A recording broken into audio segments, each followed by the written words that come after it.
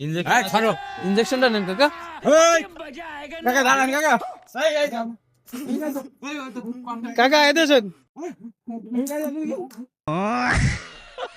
रुको जरा सबर करो। আমার এক বন্ধু, বুঝতে পারছেন, খুবই বিপদে পড়ে এখন হাসপাতালে ভর্তি। তার হচ্ছে ওই যে নিচের অন্ডকোষের দুটো আলুর ভিতরে একটা আলু নষ্ট হয়ে গেছে।